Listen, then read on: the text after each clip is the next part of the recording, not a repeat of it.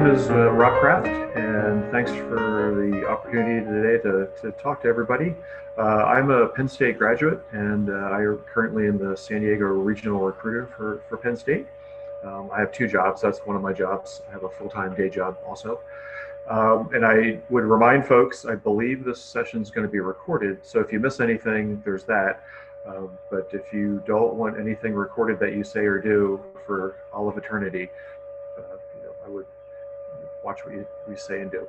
So just a word of warning there. So I'm going to go through a real quick presentation, and typically it answers most students' questions. I am here for you, so if you had questions and don't want me to do the presentation, I'm happy to do that too. But again, you can do it in the question and answer session or the chat session, or if you have the ability to unmute and speak, feel free to interrupt me at any time. So again, Rob Kraft from Penn State. I actually went to Penn State twice, and I'm currently taking a Penn State class online.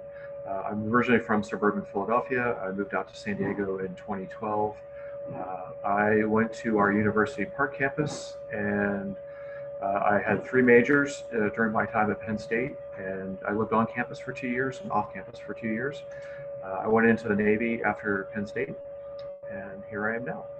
And I'll hit what clubs and activities I did at Penn State when we get to that slide. So big picture, Penn State is a very big school spirit school. We are very outgoing. I like to say, hyperactive. We are an academic and athletic powerhouse, and we are an enormous school. And an enormous school gives you enormous opportunities, and we'll cover those in a second. This is a build slide, and I'll just start building. We are one of the best universities in the world. So there's about 18,000 universities in the world, and we are ranked 54th in the world. So we're very proud of that. We have a student-to-teacher faculty ratio of 16:1. Typically in California, a lot of the public high schools, the student-to-teacher ratio is somewhere between 20 and 28:1. So you'll have more faculty instructing you at Penn State than you would typically experience currently. We're very proud of our graduation rate. We have a graduation rate of 85%, and this is our 6-year graduation rate. We're required to track three things: our 4-year graduation rate, which is 68%, 6-year graduation rate, which is 85%, and I think we'll hit the freshman retention here in a second. But it's good to know that our 6-year and 4-year graduation rate are way above the national average. I believe the current national average 6-year graduation rate is only 54%. So 85 may seem low, but it's actually quite high compared to many. Freshman retention rate, this refers to freshmen who return for their sophomore year. And again, this is 15 or 18 percentage points higher than the national average. So we're very proud about that. So Penn State has 20 unique campuses, and in the next slide I'll show you all those campuses, but I want to emphasize that we are not like the UC or the CSU school system in California. We are just such a big university that we outgrew the campus that we're on, and we would like to say we're one university geographically dispersed throughout the state, and so what that means is it's the same majors, same diploma. It doesn't say anything different no matter what campus you attend, or campuses usually. Same school colors, same mascot, same teams, everything. So it's just we're so big we don't fit on one campus. So here's Pennsylvania, just for scale. It's quite a bit smaller than California for scale. This is University Park, our big campus, and this is Altoona, a medium-sized campus. This is about a 45-minute drive, just so you know. So this would be like, I live in Poway, this would be like driving to maybe Imperial Beach from Poway. So just to give you an idea of scale. The monopoly houses on the campuses indicate that we have university-run housing for students. The red monopoly houses at University Park and our campus on Lake Erie at Behrend, those indicate that it's mandatory for freshmen to stay their freshman year on campus in the dormitories. And also there's housing available for all students. The peach-colored houses means there is housing on campus, but it's first come, first serve. and the campuses that have no housing, there's no university-owned housing on campus.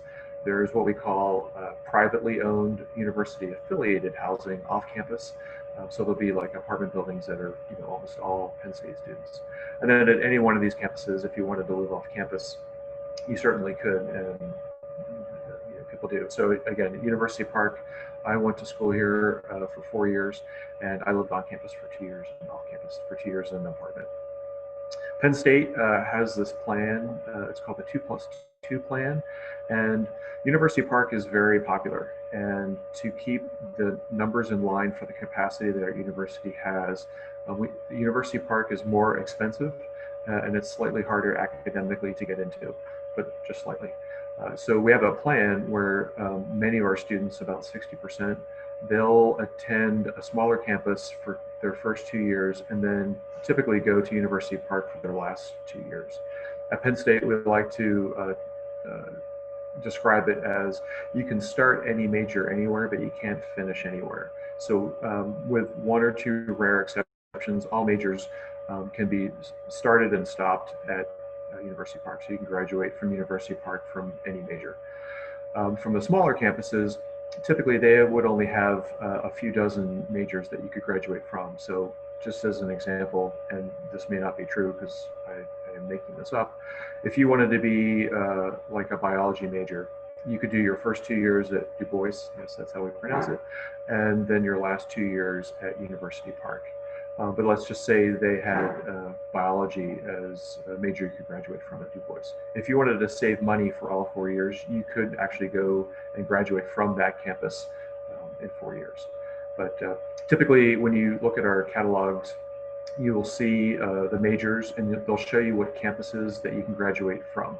And there's usually a handful of campuses. So for like mechanical engineering, I think you can start at any one of these 20 campuses, but you can only graduate from like 5 of them. So if you have any questions about that, let me know. And again, it's not a transfer, it's everyone moves en masse. So at the end of their sophomore year, a whole bunch of students from this campus move over the summer, and they start their junior year at University Park, so you don't lose your friends. So again, it's a program thing. It's what a lot of students do.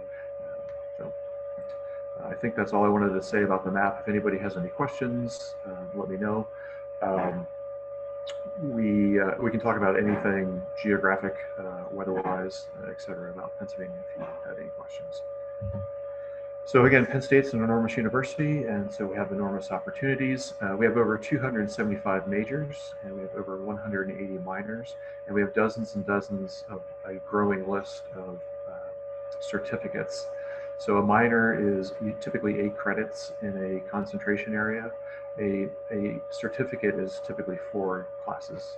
And we've done this, and a lot of universities have, to be frank, because employers these days are looking for micro-credentials, and students want the ability to, just take some classes on an excursion in something else that they have a passion for. So we support that. Another build slide. So Penn State is a Type 1 research institute, and that means that's the highest accreditation you can get in the U.S. We typically get over $1 billion in research funding. And so what that means is that at many universities, only the professors and the graduate students get to do research. But at Penn State, we have so much funding that we really need the undergraduates to volunteer and help. So if you're interested in research, no matter what your major is, because again, we're a research institution, all majors do research. You certainly have the ability to do that if you want to. And why would you care? Aside from the academics of it, these days, when you're seeking employment after school or during school, people want to see that you have experience on your resume. So undergraduate research gives you some of that experience. So that's a big plus for Penn State. We have one of the top 10 career offices in the country, and we're very proud of that. So our career services office will help you get internships and co-ops and then employment afterwards. That responsibility is solely on your shoulders, but we do our darndest to help prepare you to do that. And that extends, for life. So as an alumni, I get those benefits too, and I still use them. I just used them 2 weeks ago at the a networking event that was virtual. So you get the chance to do that, and there's lots of things that they do. They will help write your resume. They'll edit your resume. They'll film you doing like mock interviews, and then you'll rewind them and see what you did well and what you can improve upon.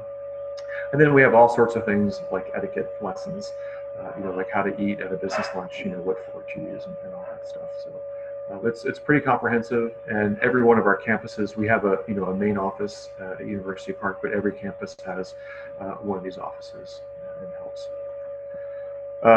Even though we're in the pandemic and our study abroad programs were canceled last spring for spring, and they're canceled for fall, and just this week they're canceled for next spring too. We do have a very robust study abroad program. So if that interests you, just let me know, and we can talk more about that. But it's illustrative to know that our study abroad program is very robust. It comes in all sizes and flavors and colors. So if you're interested in doing study abroad, it can be as small a thing or as a big thing as you want. It could be required for your major, or it could just be a voluntary thing. So we typically go to 55 different countries each year on 7 continents, and we typically have about 3,000 students participating in it. And we also have one of the top 10 honors college programs in the country. And to be in our honors college program, it requires an additional application to that college in addition to your normal Penn State application. If you get in as a freshman, you get an extra $5,000 a year scholarship. You also get to pick your classes first. And if I haven't emphasized it, Penn State's an enormous university, and the ability for you to pick your classes before anybody else is a very big deal. The Honors College program is very competitive. We only take in 300 students per class, and the competition is pretty fierce. And it's a program that emphasizes both academics and leadership. So on your application, and they'll tell you this in the application, they're looking for the whole student, and they're especially looking for leadership experience in high school. Do you guys have a lot of medical programs? We do. So again, we're an enormous university. We have a whole college of medicine and nursing. We actually run 6 hospitals. Our big hospital is at Hershey, Pennsylvania, where chocolate is made, and that's where our medical school is after you graduate your undergrad. And it's also where some of our nursing students from University Park attend. It's also where we do lots of our research.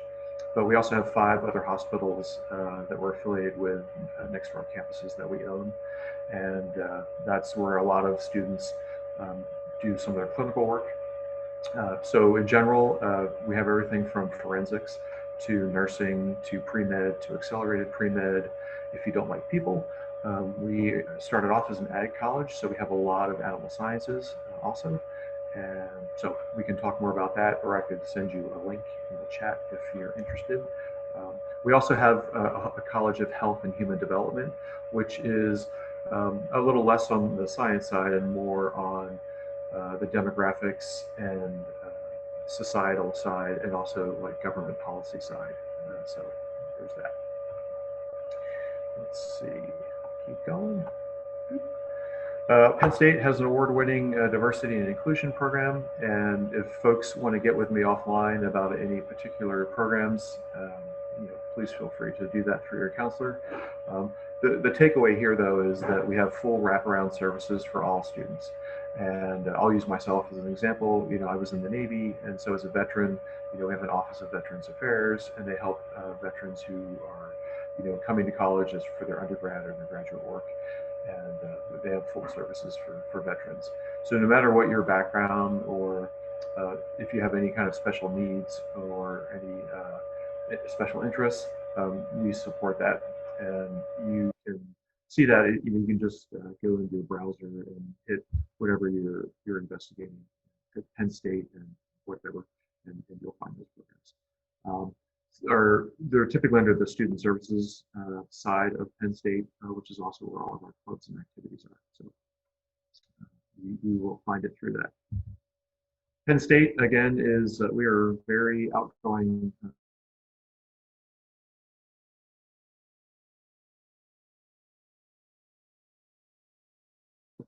And just to tell you very generally about our clubs, we have, my connection is unstable. Hopefully you guys can still hear me. We have every academic major has at least one club or society behind it. We have philanthropic clubs, which is the picture behind the slide. We have a Greek life at Penn State. We have 72 club sports at Penn State. We have all sorts of performing arts clubs. We have religious and spiritual clubs, and then we have like silly, stupid clubs. So no matter what your interest is, we have a club for that. So if you had any ideas, I certainly don't know all 1,200 clubs and activities, but if you have an interest, I can tell you, what we have. Let's see. So the picture in the background, one of our largest clubs is our Dance Marathon Club. We raise money to fight pediatric cancer and also to support families who have pediatric cancer. So every year we have a dance marathon, and it's 46 hours long, and we'll have several hundred students who are actually dancing for the entire 46 hours straight. We take away their cell phones and their watches, and then we do our best to entertain them for 46 hours straight. All the people in the stands in this picture are all their teammates who are like the support team for their teammates. So a typical team will have, half a dozen to a dozen dancers, and then we'll have dozens of people as support. And it's a year-round event. It's a completely student-run group, and it's the world's largest student-run philanthropy. To date, they've raised about $180 million to fight pediatric cancer. So how do you get into Penn State? I'll build this slide real quick. We accept one of three applications. We accept the Common App, the Coalition App, and Penn State has their own web-based application. We no longer ask you for your high school transcript, and instead we have you self-report your grades 9 through 11. You do that through your My Penn State profile down here, which is sort of like a dashboard for your application at Penn State. If you get accepted to Penn State, then we would ask that you have your high school send us your transcript to verify your grades. For this year, SAT and ACT are optional both for admissions and for financial aid at Penn State. So it's an optional block on your application. It would say, yes, please consider my SAT or ACT scores, or no, please do not consider them. So regardless of whether you've sent them to us or not, we will respect your decision and use or not use them. So it's important to know too, Penn State's very academically focused as far as admissions.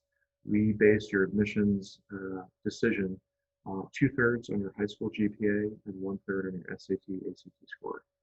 And so that means while you do fill out a bunch of information on your application, we're solely looking at your high school GPA and your SAT, ACT scores. If you're academically marginal, or what profile we're looking for at Penn State, then we will look at the rest of your application to see if there's any mitigating factors that might push you over the edge for admissions. And I'll get to what we're looking for in a second. So again, for next year, SAT, ACT scores are optional at Penn State for both admissions and for financial aid. We have not made a determination yet for 2022, but for 2021 it is optional. So how do you know how you compare Penn State? So we don't have any minimums for GPA or SAT. We have a profile that we strive for, and this is consistently what it's been over the last 8 years that I've been doing this. And these scores here are the middle 50% of last year's freshman class. So University Park, you can see it's a little more competitive. It's typically the middle of the pack is in the range of 355 to 390. The other campuses, all the other campuses are about 3.07 to 3.6. SAT or ACT scores, you can see there. University Park is usually mid 1200 to low 1400. The other campuses, it's mid 1000 to mid 1200. And the same for the ACT. Typically, this might change one digit, 26, 28, at University Park to 23 or to 28 at the other campuses. So again, this is the middle 50% of last year's incoming class. So that means last year's class, 25% of these students did worse than this, and 25% of the students did better than this. And this is, again, across all majors. We don't publish statistics by major, so if you were to ask me, what's the typical GPA of a nursing student, I don't have that information. So again, feel free to break in, ask questions if you want. I'm checking all my little boxes. So here's our timeline. Penn State does rolling admissions. Our application opens on the 1st of August. And there's a slight change to this. We do have an early action program whereby you would find out early if you got accepted to Penn State if you submitted early. We've rolled that due date back to November 15th, for what this slide says, which is November 1st. So the new deadline is November 15th. If you apply under that program, it's not a commitment, and but you would know by December 24th if you get accepted. If you don't get accepted, we throw your application back in the pile for consideration as we continue moving on through the year, as we continue to evaluate applications. And then it says, at the bottom, May 1st is the traditional national day for deciding. We do accept applications all year long, but you just need to understand that starting in December, we start handing out offers and students start accepting them. So as the year progresses, your odds of getting to Penn State or other schools, to be honest, start to diminish. So you want to apply early so you have an easier time to make a decision. On the top is our financial aid timeline. The FAFSA is open for filling out with you and your parents on October 1st. We recommend you submit as early as possible, December 1st, and then you would know mid-February to late February what financial aid package you got for university-wide financial aid at Penn State. A couple things to note. One is currently about 68 to 70% of all students at Penn State are on financial aid. Typically, they get over $1 billion in financial aid, but a lot of that is coming from federal student loans. But typically, 1 out of every 4 Penn Staters is getting some sort of Penn State scholarship. The financial aid package would include a mixture of scholarships, grants, and work-study programs, and would point you to federal financial aid. Depending on your major, though, there might be a niche scholarship or grant opportunity in your major or in your academic college.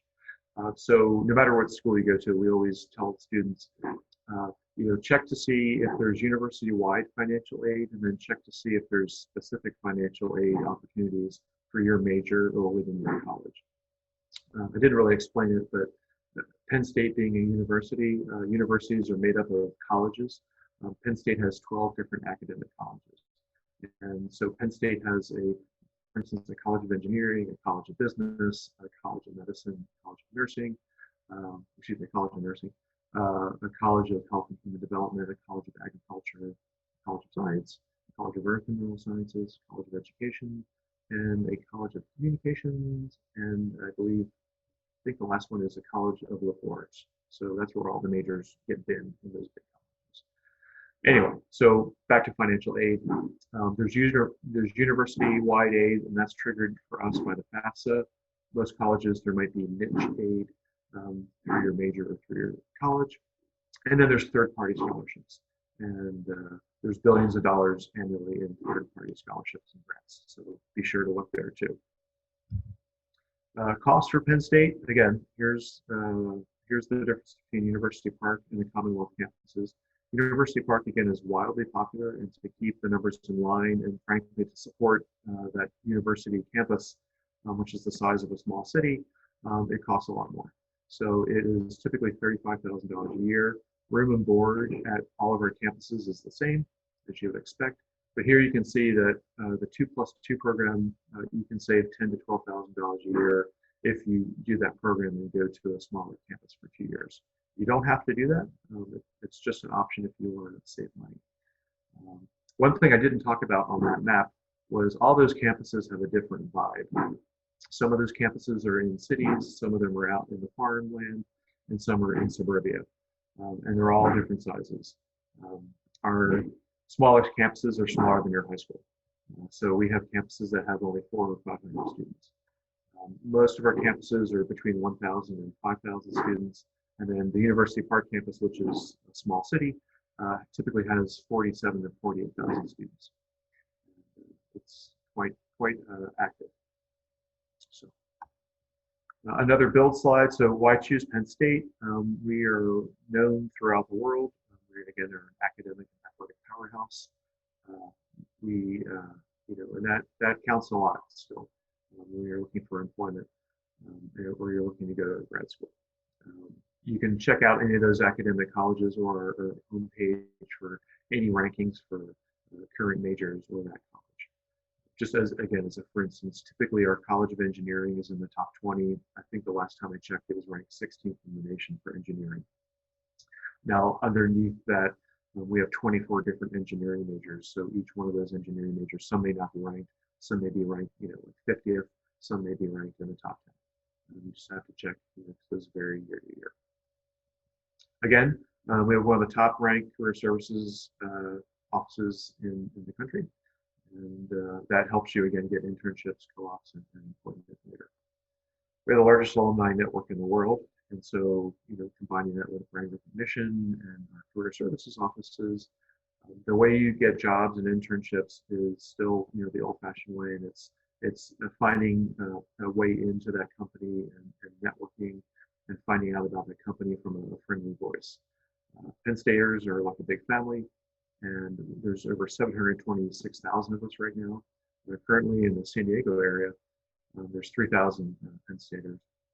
And I can just throw out some for instances at Qualcomm, which I'm sure you've heard of. There's about 56 Penn Staters there.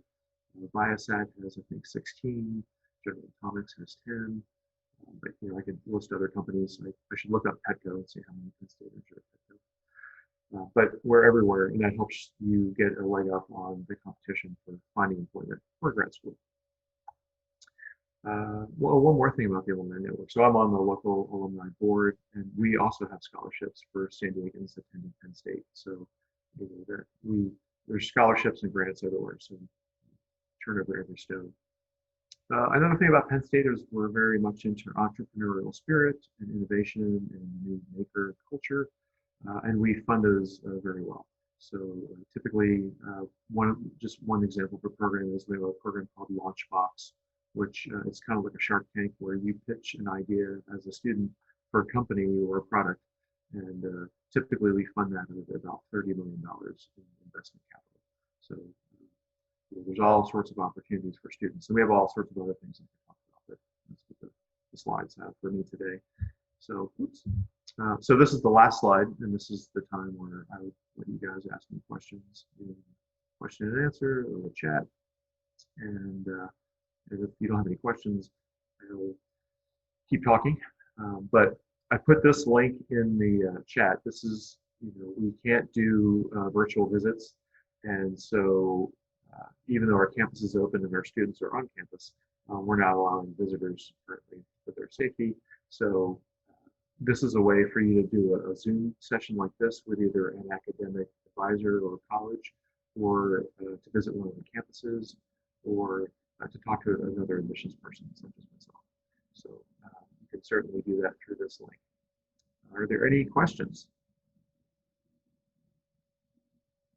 Are classes more lecture-based or discussion-based? It depends. Oh, you can't see the link. I'm sorry. My box covering it.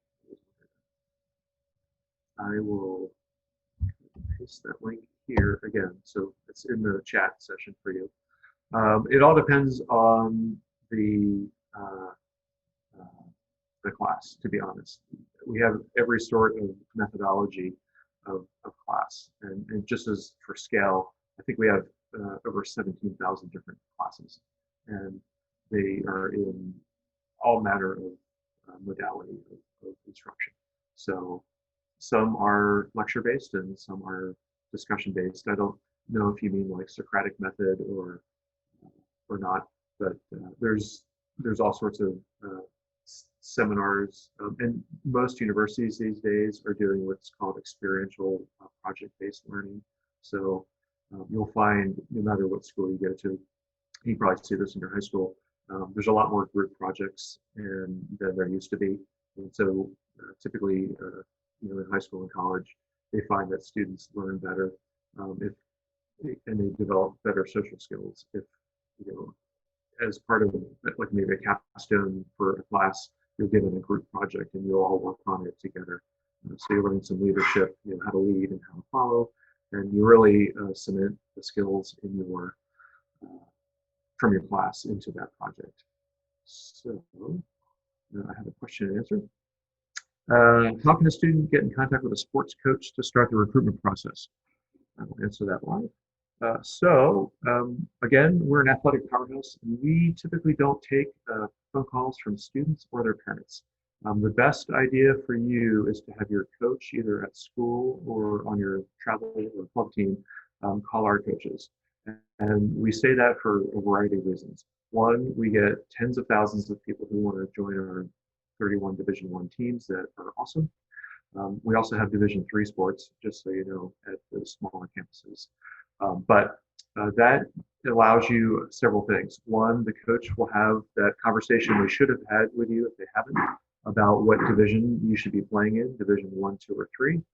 It'll also, if you have a really good coach, it'll help have that conversation of what fit program would be, or what program fit would be good for you. And so an example I often use is our tennis team. Let's suppose we have a really mean tennis team, but they're very good, and you're a very nice person and you're a tennis player. Your coach hopefully would sit there and say, well, yeah, you're good enough to play Division I tennis at Penn State, but I don't think you're a good fit for the program because their culture is win at all costs, and you're not that type of person. So, I think you should go to this school or this school. So they should have that. Then lastly, the recruiting process is kind of arduous, and while our website at Penn State has all the things you need to do that, you should really lean on your coach to help you with the registration process with the NCAA. So those are the three things. So hopefully that addresses your question. Other questions? So my time at Penn State, again, I lived on campus for 2 years, off campus for 2 years. I was in the Navy ROTC for all 4 years. I changed majors 3 times, which made me graduate just a little late. I graduated in 4.5 years because I made a massive change. I was on the pistol team, I was in the ski club, and I was in the volleyball club. And I was also a volunteer with student services. We volunteered to escort students home if they were by themselves, typically at night. So we would escort them home from like the library to their dorm or their apartment. Those were my extracurricular activities at Penn State. Any other questions? I think you have to leave for class at 11:40, so we have 3 minutes left. Feel free to, again, chime in, ask questions. I'm happy to give you an answer. And if I went too fast, which I sometimes do, again, this was recorded, so you'll be able to watch it again if you want to. So, trying to think of other things. Like I said, Penn State's a big family, big school, lots of opportunities. If you are looking to just hang out in your dorm room and just study, Penn State may not be a good fit for you. You're a very engaged student body, very big school, spirit school. With that, I think I'll let everyone go, and I will hang up. I think because your counselor has been given host control, it may still be live. But I will let you all go, and I wish you luck on making the decision. If you have any questions, your president is probably good at this.